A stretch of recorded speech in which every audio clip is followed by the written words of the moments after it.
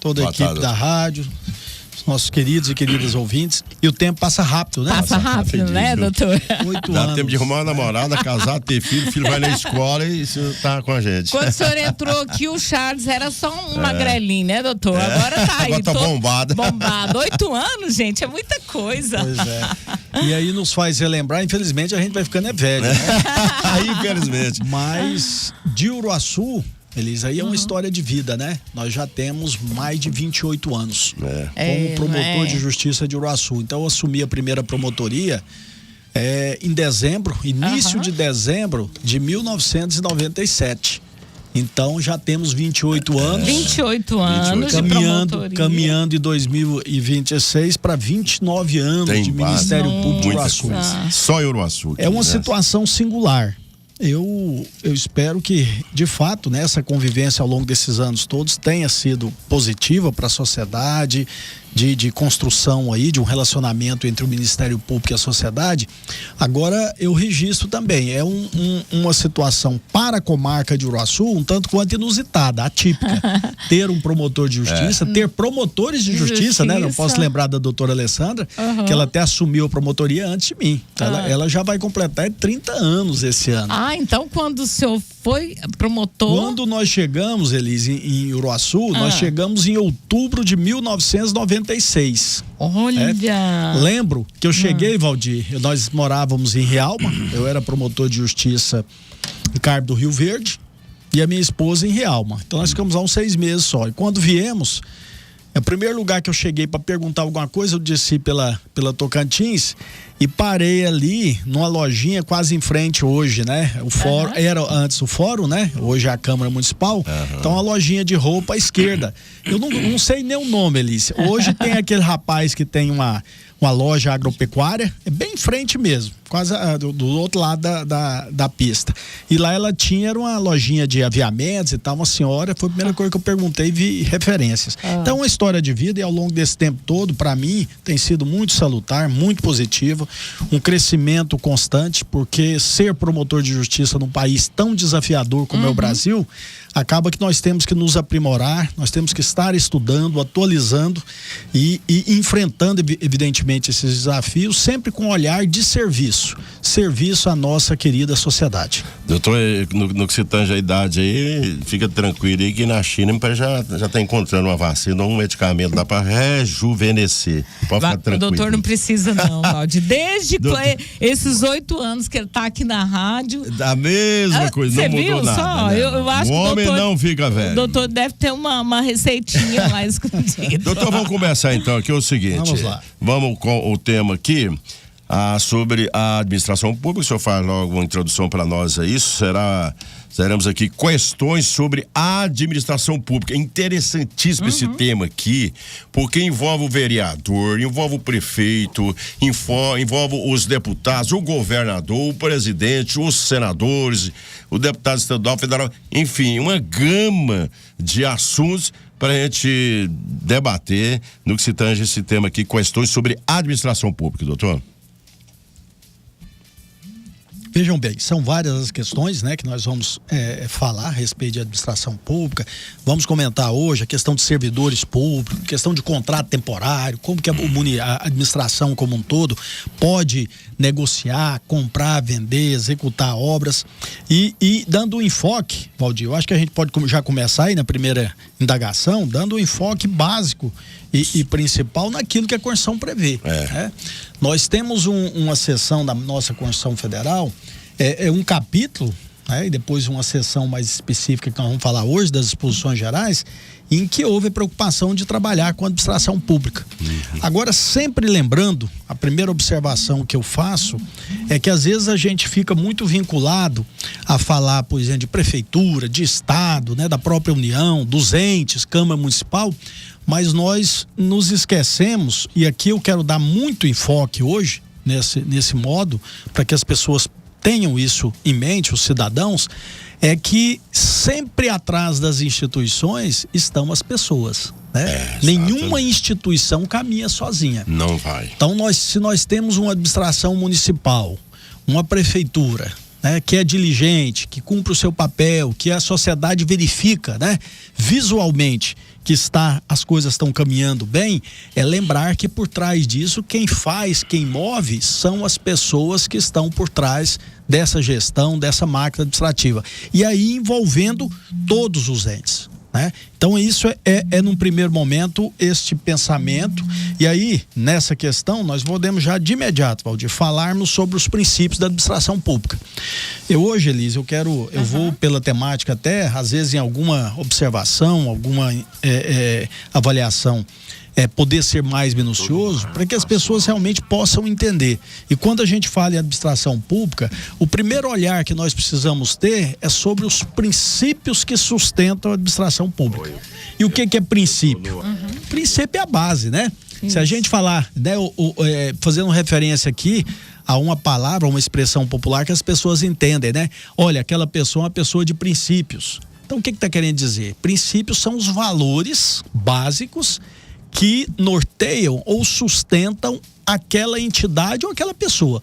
Então nós precisamos primeiramente olhar quais são os princípios que envolvem a administração pública.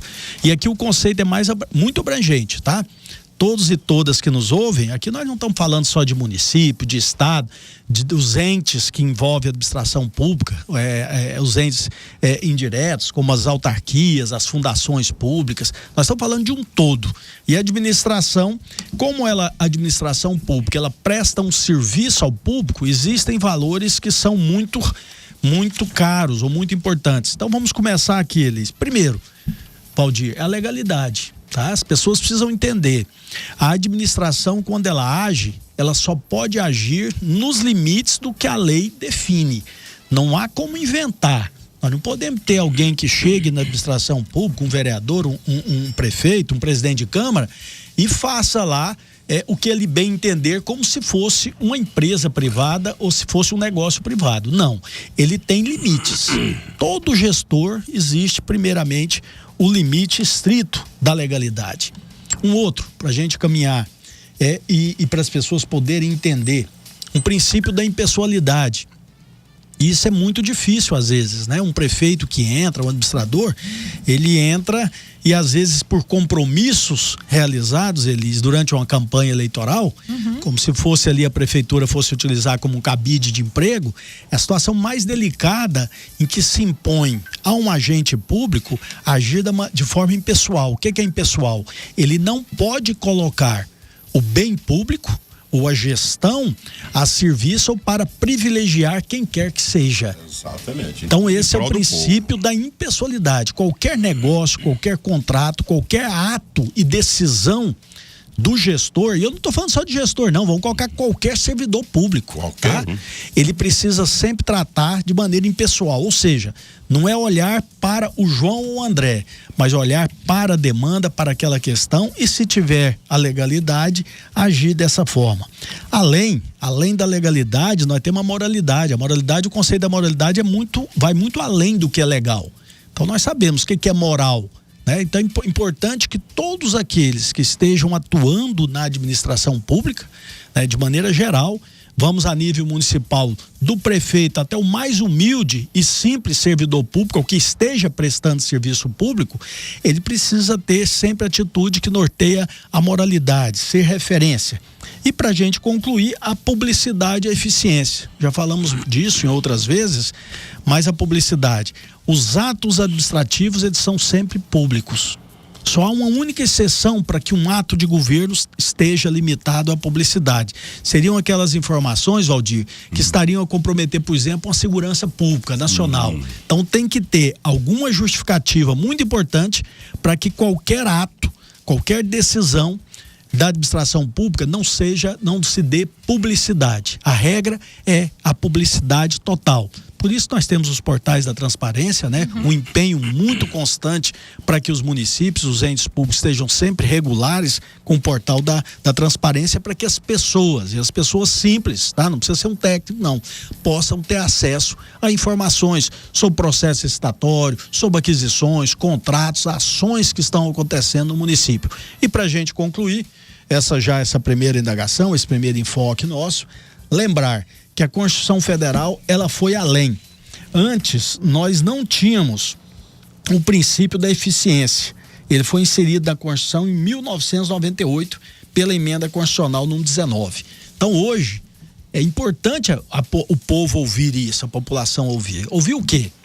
Que a administração, o administrador, o servidor público, vou sempre usar esse termo de maneira geral, todo ele, o juiz de direito, o promotor de justiça, nós colocamos todo aquele que recebe um salário, vencimentos do erário, ele é um agente público, um servidor público que está inserido nesse contexto. É a eficiência. Então, olha aqui, Elise, a gente chamar a atenção das pessoas, do povo em ouvir e de todos os servidores públicos. O senhor e a senhora que de alguma forma está vinculado à administração, recebendo do erário, a senhora recebe um salário pago pelo Estado. O senhor recebe um salário pago pelo Estado. Nós temos, e aí eu já estou me incluindo nisso, Elise, nós temos a obrigação de sermos eficientes. E o que é eficiência? Eficiência é buscar saber qual que é a minha função dentro do serviço público e estar continuamente me preparando, me aprimorando para que eu consiga entregar o melhor resultado possível para a população, porque eu sou um servidor público, alguém que está a serviço do interesse coletivo. E às vezes no dia a dia as pessoas, estou dando uma ênfase nisso, Elise, porque as pessoas esquecem, né? O servidor público às vezes está lá com a cara ruim, está lá para cumprir horário, às vezes não atende bem, não executa bem o seu serviço, e quando assim ele o faz, ele está cometendo uma infração, um desrespeito ao comando constitucional que exige que a administração seja eficiente. Aquele sigilo aí que eles impõem 100 anos de sigilo cartão corporativo, por exemplo, então é inconstitucional, doutor? Ou não? A regra, Valdir, como eu estou mencionando, isso é um princípio. A publicidade, como nós estamos falando de coisas de interesse público, a população precisa ter acesso. Então a Constituição faz essa ressalva, às vezes alguma lei específica é única e exclusivamente em matéria que ali se comprometa, por exemplo, a segurança nacional, alguma coisa. Esse caso aí, toda a questão de cartão corporativo, a priori, na minha visão, se são despesas que estão sendo efetivadas por qualquer servidor público ou agente público, deve-se dar publicidade, é claro. Eu não posso gastar da forma como eu quero sem nenhuma satisfação. Muito pelo contrário, deve-se dar publicidade, sim, de acordo com a ordem constitucional em vigor. Regina. 12:22, olha que assunto interessante, gente. Falando aí sobre administração pública. Isso aí é tanto papo, né, doutor? Agora vamos passar aqui. Doutor, qual seria o prazo de validade do concurso público, né? E quais... Atrás aí, Regina, como se dá a investidura aí no caso, né? Do cargo de emprego público? Exatamente. Então depois nós passamos para essa, que ela vai ser praticamente uma como complementação. É que faz o cara trabalhar na prefeitura ou na câmara e tal? Como que faz para ele adentrar, para ele entrar no serviço? Graças a Deus passei no concurso, ou então foi um vereador que me indicou, o prefeito me colocou lá, cargo de confiança, enfim. E hoje nós vamos falar, vinculados a isso, vamos falar sobre essa questão da função de confiança, o que é carga em comissão, contratos temporários. Isso. Mas respondendo a essa indagação, Elise, qual é a regra? O que é a indagação? É exatamente isso. É a investidura em cargo ou emprego público. O que é, para as pessoas entenderem, investidura? É quando alguém assume um cargo público. Estou investido daquele cargo, naquela função. Então, mas seria com contrato ou efetivo ou contratado? Então depois nós vamos falar de contrato. Vamos aqui na regra geral. Sim. Então, agora, num primeiro momento, nós estamos falando na regra geral. Não interessa, seja, que ele ocupou aquele cargo. A investidura em cargo público ou emprego público, e aí a investidura é nesse sentido. Ele está assumindo aquele cargo. Qual é a regra? É a aprovação, a prévia aprovação em concurso público de provas ou provas e títulos, ressalvado na forma da lei e ressalvada, depois nós vamos falar sobre isso, as nomeações em cargos em comissão, assim declarados em lei de livre nomeação e exoneração. Então, o que nós estamos falando nessa pergunta e para efeito de resposta? São os cargos efetivos. Então, o que é a regra que existe? É o concurso público. Na estrutura da administração pública, e nós sabemos que ela é uma empresa extremamente complexa, grande, com várias ramificações, com várias funções que precisam ser desempenhadas, o que acontece? Primeiramente, vamos colocar a título de município, para as pessoas entenderem, e isso a gente pode replicar, tá? Para os estados e também a União. Primeiramente, nós temos que ter uma lei que ela cria, Valdir, e nós sabemos que muitas vezes ela é atualizada, a estrutura administrativa do município. Ou seja, quais os cargos que existem dentro do município. Isso precisa ter inicialmente uma lei. Então, vamos dar um exemplo pequeno, para que simples as pessoas entenderem. Nós temos hoje na estrutura administrativa do município a previsão, estou criando aqui, tá? Vagas de 500 professores na rede municipal e ali distribuídos entre professores P1, P2, professores que vão para a educação básica infantil, que trabalham, né, em CMEs. Tudo bem, os cargos no geral, estão lá. 500. Geral, estou colocando 500. Como que são providos esses cargos? Como é que as pessoas vão assumir esses cargos? Através, na regra, de concurso público. Então, como que é o procedimento geral? Tem a lei já tem uma estrutura administrativa que existem os cargos, esses cargos não estão providos, ou seja, nós temos uma vacância aí do número X de cargos. O que deve o município fazer? O município precisa publicar um edital, abrir um concurso público, para que sejam submetidos a provas e títulos os candidatos interessados, e no final esses aprovados são investidos no cargo público. Então a regra, para que todos entendam, concurso público. Por quê? Por que existe essa regra da administração pública? Primeiro, Elis, porque nós temos que observar o princípio da impessoalidade. O prefeito não pode dar serviço para quem ele bem quiser na ocupação dos cargos efetivos. E segundo, para as pessoas entenderem, precisa ter o critério de quê?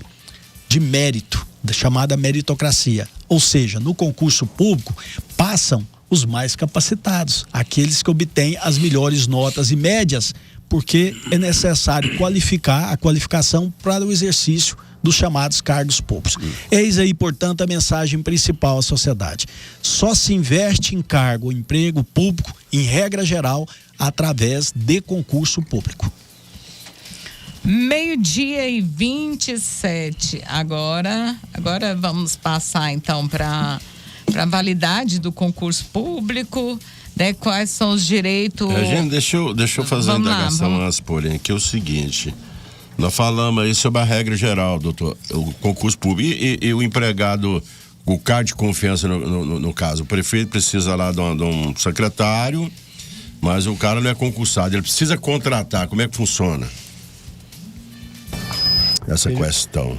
Veja bem, Valdir, essa questão, e aí nós vamos para as exceções, né? A própria Constituição também traz essa possibilidade de criação, além dos cargos efetivos, nós temos os chamados cargos em comissão ou as chamadas funções de confiança. Para essas duas situações, nós temos que ter como referência que esse trabalho, essa atuação, ela se vincula a ações de chefia, direção ou assessoramento. Então, vamos explicar agora.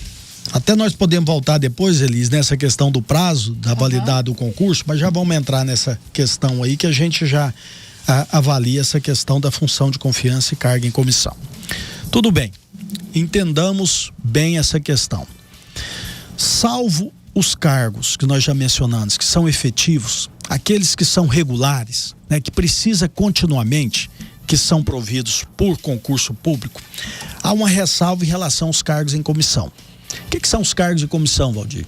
São chamados, as pessoas entendem, vulgarmente falam muito, os chamados cargos de confiança, em que se possibilita aos chefes dos poderes, não é só do executivo, pode ser do legislativo também, né? E nós temos alguns cargos a nível do judiciário, do Ministério Público, são os cargos de livre nomeação e exoneração do agente detentor do poder. Aí pode se perguntar, e aí eu farei algumas críticas nesse sentido aqui agora. Então, o prefeito, ele pode, em algumas situações, simplesmente nomear e exonerar. Ele é livremente, sem qualquer justificativa. Sim, para quais cargos? Os cargos em comissão, que precisam também estar previstos em lei, tá? Não é qualquer tipo de cargo. E ele tem qual a natureza? É uma natureza de assessoria imediata. Ou seja, são cargos e funções que, para que sejam desempenhadas, é necessário que a pessoa, e pela sua própria natureza do cargo, o agente nomeante, o prefeito, ele necessite ter alguém ali da sua estrita confiança, que não pode ser simplesmente um concursado. Exemplo claro e clássico nessas situações: os secretários de governo, aquele primeiro escalão. Então, quando o prefeito nomeia ou designa um secretário municipal de saúde, esse secretário, ele não é servidor público, ele não é concursado. O prefeito pode trazer alguém do Brasil inteiro ali, de qualquer lugar. Não há necessidade de ser concursado, pode ser. Então, um secretário no primeiro escalão, ele é de livre nomeação e exoneração. Então, o prefeito, de repente, é porque ele tem alguém que ele tem uma confiança, ele analisou possivelmente a gestão, ele pode nomear e também pode demitir ou exonerar, sem qualquer justificativa. Esses são os cargos em comissão. Então não é qualquer situação. Nós precisamos ter previsibilidade legal e, ao mesmo tempo, como eu mencionei, são cargos que são vinculados a funções de direção, chefia, assessoramento direto. Tá? Os demais não, como eu mencionei. Vocês vão fazer igual falar assim: doutor, mas o prefeito pode nomear e exonerar, por exemplo, carreiras na área da saúde? Não, de forma alguma. Se eu tenho concurso, eu tenho médicos hoje, enfermeiras, técnicos de enfermagem que estão prestando serviço regular na rede de saúde ou estão concursados ou excepcionalmente um contrato de credenciamento, isso não é livre nomeação e exoneração do prefeito. Existem já vinculações e deveres e direitos que são assegurados. E quanto à função de confiança? Presta atenção à diferença. Qual a função de confiança? A função já não é cargo, Valdir. Função de confiança é a pessoa é nomeada, até recebe às vezes uma gratificação, recebe uma gratificação, mas a função de confiança, ela é destinada ao próprio servidor público efetivo.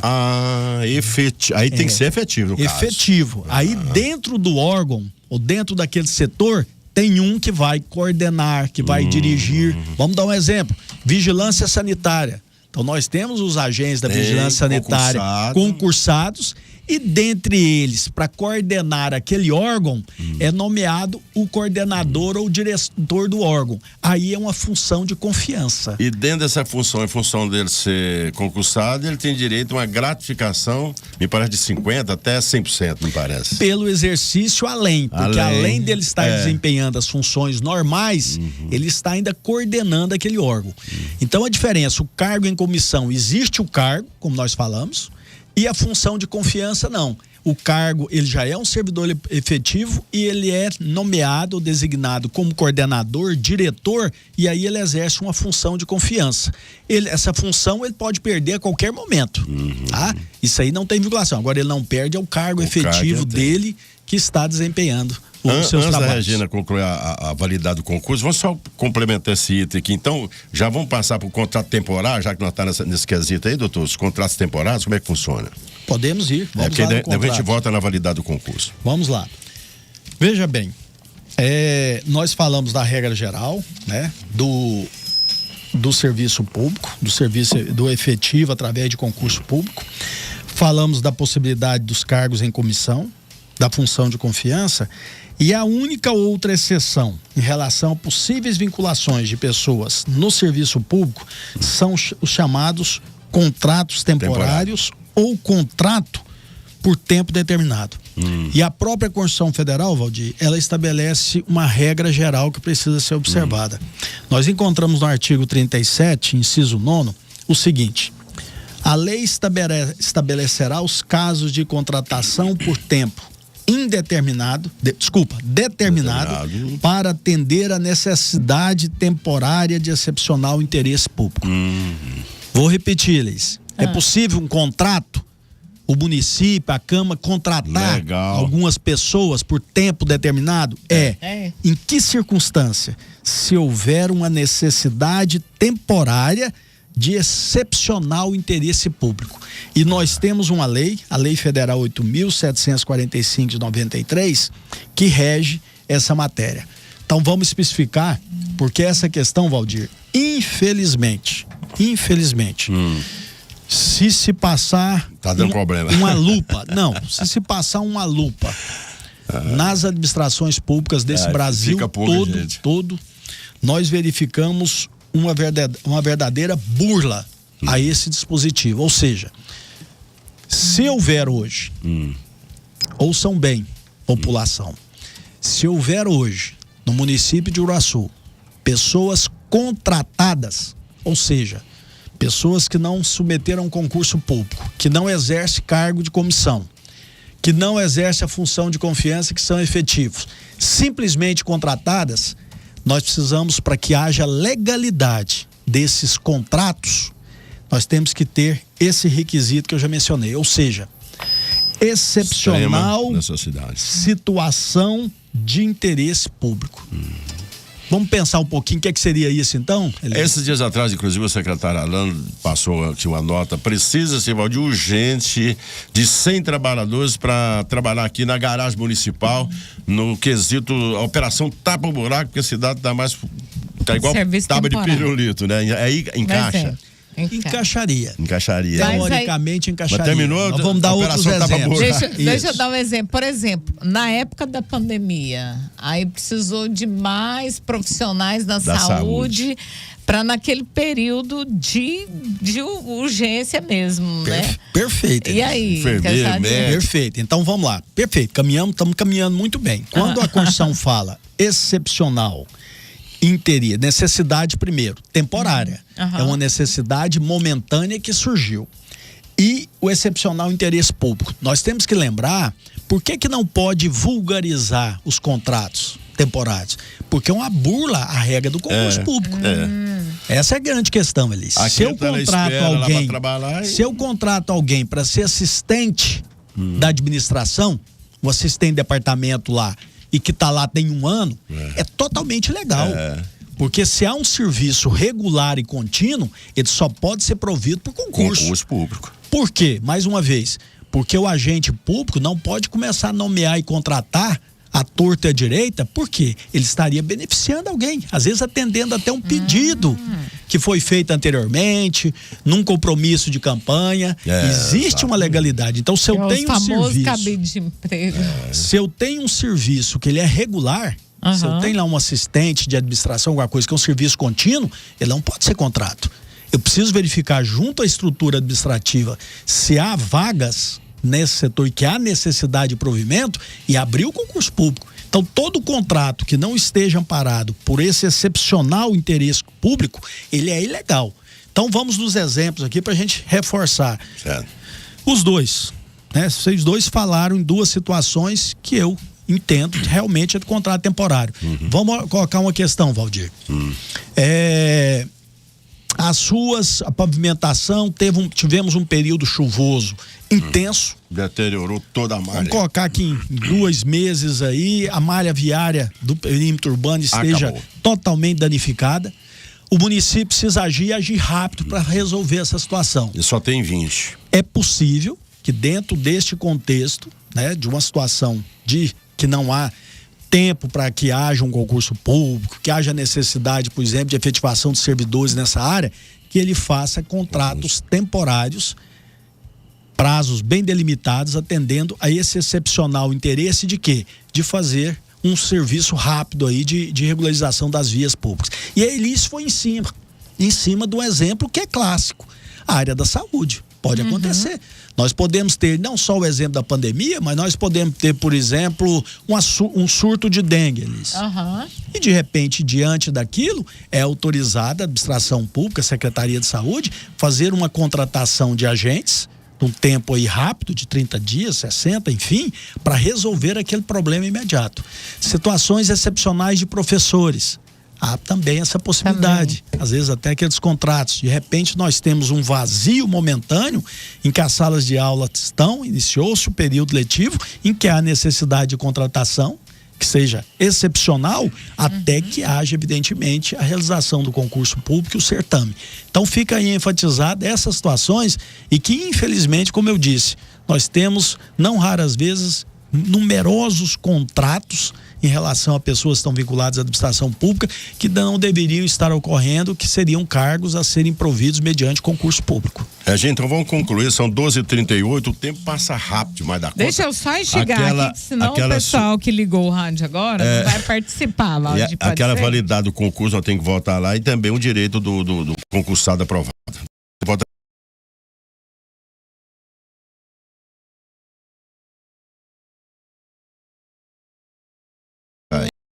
Lembrando que o doutor já tem 8 anos aqui com a gente no nosso quadro Espaço Cidadania, né? Foi quando tudo começou lá atrás, há 8 anos, 2018, né? E aí a gente até escolheu o nome do programa e trazendo esses temas importantíssimos também, atendendo aí, né, no Tribuna Livre, né, tirando as suas dúvidas. E hoje a gente tá aí como patrocinador lá da Araguaia Motos. Gente, o capacete é perfeito, é aquele capacete branco. Lindo, tanto para homem quanto para mulher, um presentaço. Unissexo. Mas, na verdade, o que a gente quer saber aqui, né? A gente lançou essa pergunta aqui, na sua opinião, qual a importância desse quadro Espaço Cidadania, né? Representado aí com a participação importantíssima do doutor Afonso. Você acha que o Espaço Cidadania, esse espaço, ele traz informações importantes, né? Que a gente acaba aprendendo sobre os direitos, né, com as orientações aqui do doutor. O quadro, ele ajuda a população a entender melhor sobre as leis, né? Quando tem algum problema, quando tem algum tema importante. Nossa, aprendi. Eu e Valdir ganhamos uma aula aqui gratuita, né? E você que está em casa, ajuda principalmente para quem não tem acesso às informações jurídicas, aliás, as informações jurídicas. Não, eu preciso tirar uma dúvida aqui, eu já vou mandar o meu áudio aqui, o doutor. Vamos escutar pelo menos uns dois aqui, que o tempo do doutor tem compromisso, já 12h40, né, doutor? Já 12h40. Só pro doutor escutar a participação do bolso. Solta aqui, Charão, rapidinho. Boa tarde, Valdir. Boa tarde, Elis Regina. Quero participar da enquete. O Espaço Cidadania tem uma importância muito grande pra gente, porque a gente fica sabendo dos nossos direitos. É verdade. Boa tarde, Elis. Boa tarde, Valdir. Participar da enquete. Elis, é muito bom, doutor Afonso, vir à rádio, dar esclarecimento para nós, que nós ficamos sabendo das notícias e aprende mais com ele, né? E parabéns para ele pelos 8 anos, né? Meu nome é Vanilda, me coloca aí na enquete, tá bom? Pronto, Vanildinha. Boa tarde. Obrigada. Boa tarde, Valdir, Elis.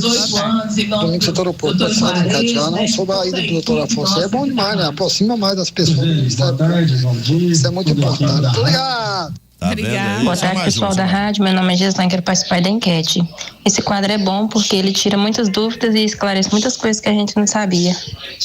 Tá vendo? Olha, tem mais de 90 participações aqui, doutor Afonso. Vamos concluir então aí, que o doutor tem compromisso 12h41 já, Regina, naquela do concurso, a validade e o direito do aprovado, né? Então vamos lá, então, continuando aqui o nosso tema e lembrando, gente, que deixa eu ver aqui o nosso Espaço Cidadania aqui também, do nosso... Aqui já deve ter perguntas por aqui, né, Valdir? Tem muitas. Eu tô achando que não vai dar tempo do doutor responder, Regina. Vamos concluir lá, Regina, do concurso aí que o doutor falar. Validar, doutor, e o direito do aprovado em concurso. Perfeito. E aí, Elis, qualquer coisa, no próximo programa a gente pode deixar um espaço porque a Tribuna Livre hoje tem, né? Para essas indagações diversas. Sim, pode ser. Então tá ótimo. Então por hoje, só pra gente concluir aqui, sobre essa temática, uma coisa muito interessante, a questão do concurso público que nós falamos. Então, prazo de validade. A Constituição estabelece, Valdir, que o prazo de validade do concurso público são 2 anos. 2 anos. Podendo a administração prorrogá-lo por mais 2 anos. Então, isso é muito interessante, e a questão dos direitos também que gera para aquele que prestou o concurso e foi aprovado. Primeiro, Então, prazo de validade do concurso. O que acontece? Isso. É que o ente, né, a administração, o ente que realizou o concurso, isso pode ser uma Câmara Municipal, pode ser a Prefeitura, o Estado, não importa. Ele tem a obrigação, dentro do prazo de validade, de convocar todos os concursados que foram aprovados dentro do número das vagas. Então, cria um dever, uma obrigação de um lado e um direito para o outro, que é uma mensagem muito importante àqueles que participam, que fazem concurso. Então, o que acontece? Vamos dar um exemplo. Aqui no município de Uruaçu, vamos supor que houve um concurso público, Elis, há quase 2 anos, ou seja, vai vencer, vamos colocar dia 30 de março, está vencendo os 2 anos do concurso. A prefeitura não prorrogou a validade do concurso, eram 50 vagas e convocou só 20 até agora. Os 30 estão esperando. Então, os 30 estão esperando. Então, o que acontece, Alice? Dia 30 de março está vencendo o concurso. Se até o dia 29, esses outros 30 aprovados que foram colocados, né, no número de vagas existentes, eles não forem convocados, automaticamente aí nasce o chamado direito líquido e certo deles de exigirem da administração que eles sejam convocados e investidos do cargo. E aí é o que nós sabemos, quando se o direito líquido e certo, muitos deles às vezes buscam até através do mandado de segurança o Poder Judiciário. Então, resumindo, dentro do prazo de validade do concurso, aqueles que foram aprovados no número de vagas ofertadas, eles passam a ter o direito de serem convocados e assumir os seus cargos. É que assim não é muito fácil. O cara lutou, estudou, levantou de madrugada, ficou sábado sem pular, sem da mesa, sem pescar, domingo, aí passa no concurso. 50 vagas tá no edital, petência da ação. Contratou 20, os 30 esperando dia 29. Amanhã vence, mas o prefeito, a Câmara, não, tem temporário lá, tem de confiança. Quer dizer, ocupando o lugar de um cara que passou no concurso, né, doutor? Aí não funciona. E esse tema, provavelmente, nós vamos surgir indagações, nós vamos responder no próximo programa. Muitas doutor do céu, olha, 12h46, não tem tempo pra mais nada, né, doutor?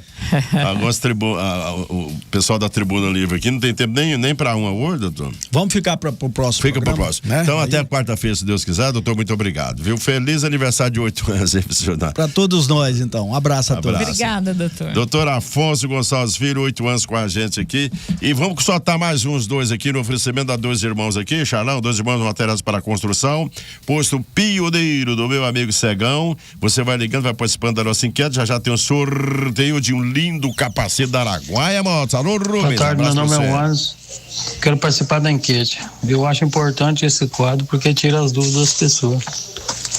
Legal.